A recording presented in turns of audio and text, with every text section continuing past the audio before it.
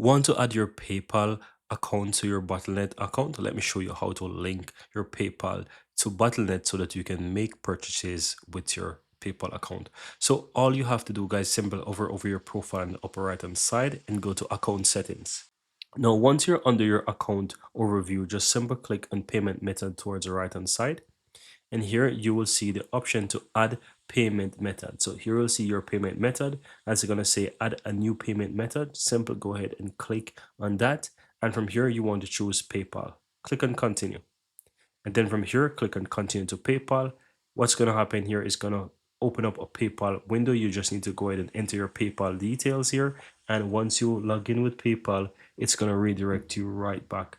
And so once you connect your PayPal account to Battle.net, you will see that it's linked there. And whenever you're making purchases, you will see that your PayPal will be linked to Battle.net.